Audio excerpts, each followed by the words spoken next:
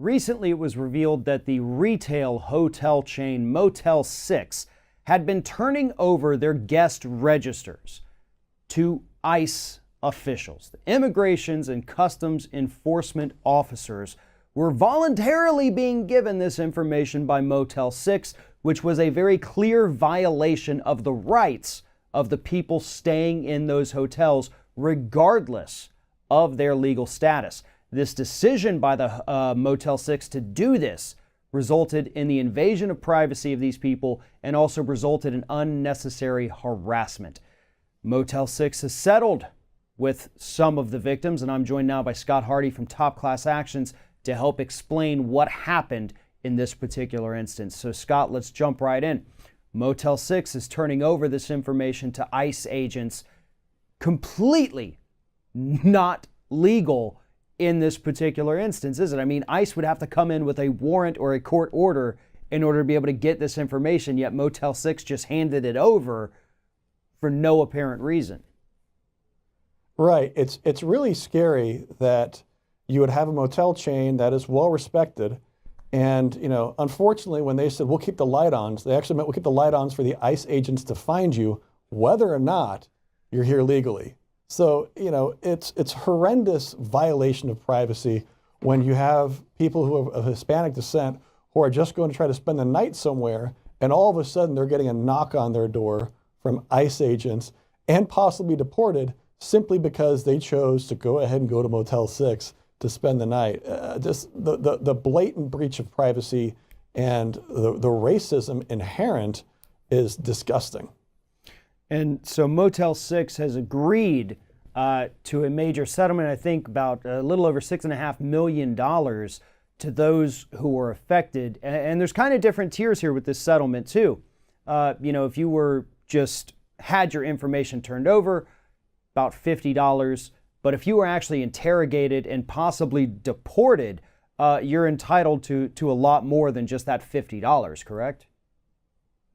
Exactly. And it's interesting. With this class action lawsuit, you see, well, you could get $7,500 back if you were deported.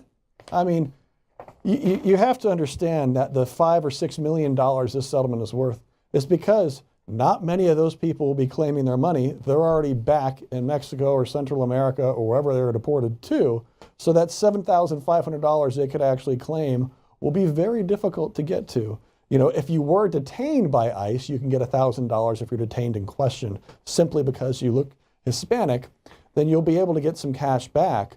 But that $7,500 number won't really help you much if you're sitting in an ICE jail cell right now waiting to get sent back. Absolutely. And one of the worst parts about this, which, is kind of what we saw when they had the stop and frisk policies in certain areas of the country, it's demeaning, it's embarrassing, it's humiliating, and yet that's what this hotel, Motel 6, they put their own customers through that. I mean, I guess maybe they thought they were trying to help with the immigration issue in the United States, but for the life of me, I cannot figure out what the motivation here would have been for these hotels to turn this information over to ICE.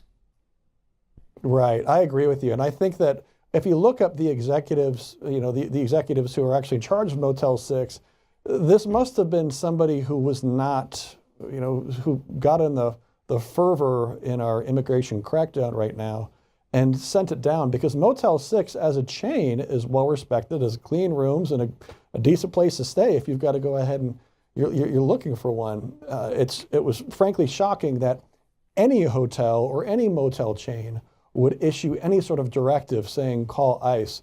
All these hotels, if there's something illegal going on, they will absolutely call and try to get local police assistance. But to have that directive come down from management and state, if someone is Hispanic and you think they might be here illegally, call ICE on them, that's just frankly shocking. Absolutely. It almost just seems mean and vindictive at that point. I mean, if they had issues possibly with somebody's legal status, that's an issue for another day. You take that up, maybe you can report it and say, hey, this person did not have an ID. Perhaps that's something they should look into, but to just immediately go to calling ICE saying, hey, this person looks like they could be illegal. That's absolutely, absolutely disgusting for this chain to do that and to engage in this behavior. It really is. I mean, it shouldn't be a crime in America to speak Spanish. Right. And that's what it boils down to. If they were speaking Spanish and their English wasn't great, there is a good chance they're going to get ICE called on them. And thankfully, that is not a crime in America, at least not yet. Right. And there's plenty of people who are 100% U.S. citizens who do not speak English as their first language. And so this hotel was engaging in the racial profiling, again, humiliating these guests, some of whom obviously were 100% U.S. citizens. And yet they still treated them like this because they got caught up in that illegal immigrant fervor that unfortunately has been drummed up in this country today. And there's more information available about this settlement. The link is in the description to this video. It'll take you to topclassactions.com where you can find out more.